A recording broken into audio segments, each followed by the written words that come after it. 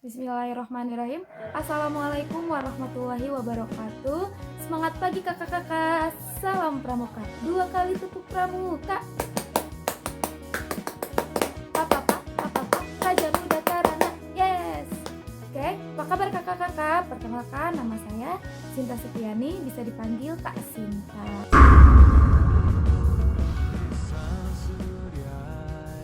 Dalam kesempatan kali ini, kakak akan berbagi atau menjelaskan tentang tanda pengenal dalam pramuka penegak.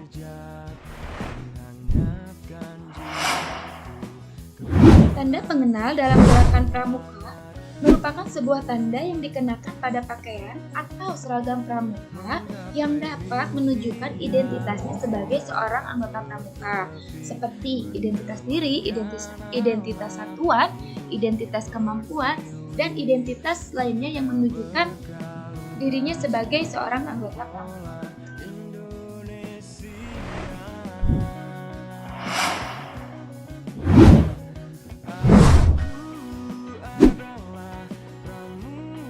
Lima macam tanda pengenal dalam pramuka. Yang pertama, tanda umum, kedua tanda satuan, ketiga tanda jabatan, keempat tanda kecakapan, dan terakhir tanda penghargaan.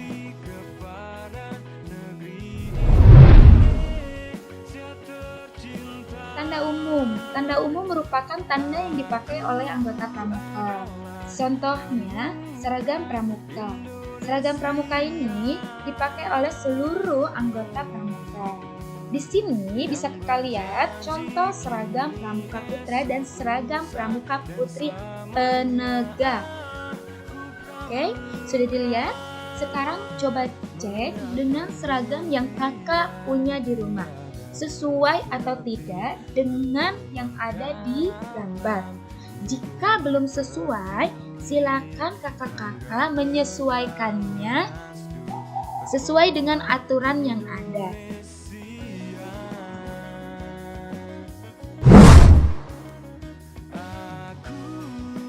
Tanda tutup kepala termasuk kepada tanda umum. Dan tanda tutup kepala merupakan tanda yang dikenakan pada tutup kepala, seperti baret untuk putra dan boni untuk putri.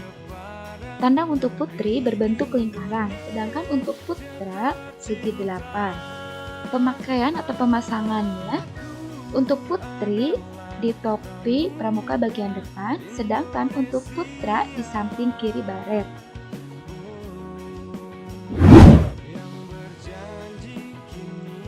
Setangah leher atau kacu pramuka atau yang lebih dikenal dengan hasduk pramuka merupakan kelengkapan dari seragam pramuka dan bagian dari tanda umum pengenal gerakan pramuka.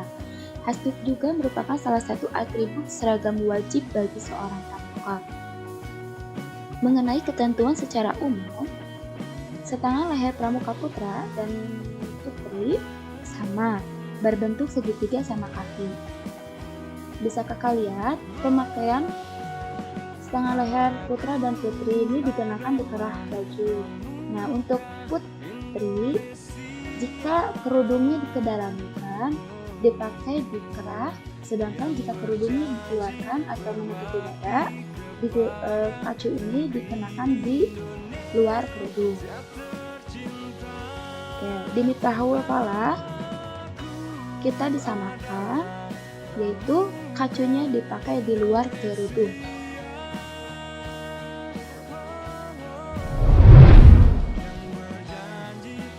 Tanda pelantikan merupakan salah satu tanda umum gerakan pramuka. Tanda umum ini disematkan kepada seseorang saat pertama kali dilantik menjadi anggota pramuka dan dikenakan pada seragam pramukanya. Tanda pelantikan ini ada 2 macam. Yang pertama, tanda pelantikan untuk putri, dan yang kedua, tanda pelantikan untuk putra. Tanda pelantikan untuk putri berbentuk lingkaran, sedangkan untuk putra berbentuk jajar genjang. Dan pemakaiannya pun juga berbeda. Untuk putri dikenakan di kerah baju sebelah kiri, sedangkan untuk putra dikenakan di saku baju sebelah kiri.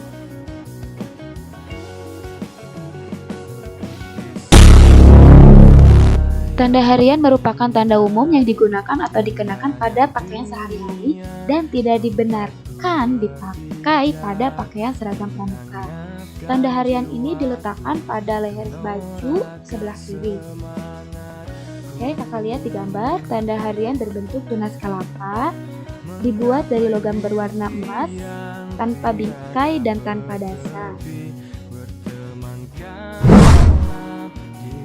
Tanda umum yang terakhir yaitu wasam atau tanda kepramukaan sedunia. Ada dua macam wasam. Yang pertama, putra berbentuk persegi, sedangkan untuk putri berbentuk lingkaran. Untuk pemakaiannya, putra dikenakan pada dada sebelah kanan atau lebih tepatnya di atas nama. Sedangkan untuk putri dikenakan di kerah baju sebelah kanan. Tanda pengenal dalam gerakan pramuka yang kedua yaitu tanda satuan. Tanda satuan menunjukkan seseorang anggota gerakan pramuka tergabung atau bergabung dalam satuan atau kuartir tertentu. Terdapat 5 kelompok tanda satuan. Pertama, lencana wilayah. Kedua, pita wilayah. Ketiga, pita nomor. Keempat, satuan terkecil. Dan terakhir, tanda satuan karya.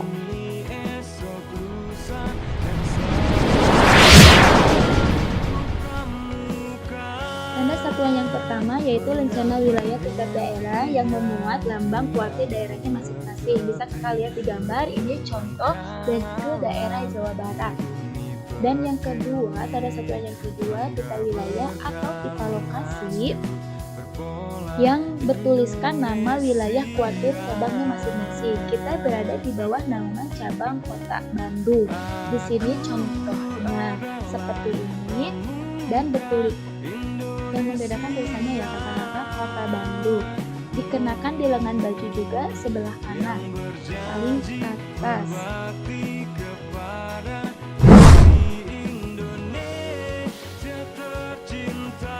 Tanda satuan yang ketiga yaitu pita nomor atau tanda pengenal gugus depan. Gugus depan MA Nitopala 24001 untuk putra, 24002 untuk putri. Pemakaian pita nomor dilepaskan atau dikenakan di lengan baju sebelah kanan, di bawah pita wilayah dan di atas ke kuartir daerah.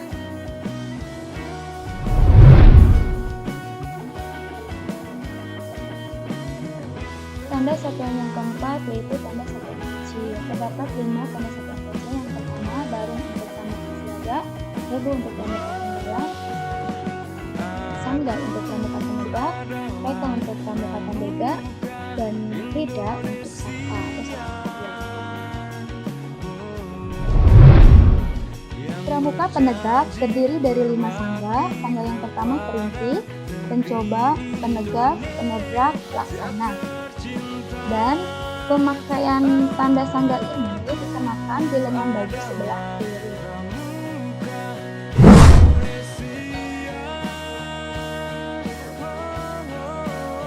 Tanda pengenal gerakan pramuka yang ketiga yaitu tanda jabatan. Tanda jabatan, tanda yang menunjukkan jabatan dan tanggung jawab seseorang yang disandang dalam lingkup gerakan pramuka. Tanda jabatan untuk pramuka penegak berwarna dasar kuning. Untuk strip 1 atau tanda janur 1 itu untuk wakil pemimpin sangga, janur 2 untuk pemimpin sangga atau pinsa, janur 3 untuk pemimpin ambalan atau pradana. Tanda jabatan untuk putra dikenakan di saku sebelah kanan, sedangkan untuk putri dikenakan di dada, kira-kira di tempat yang sama dengan putra.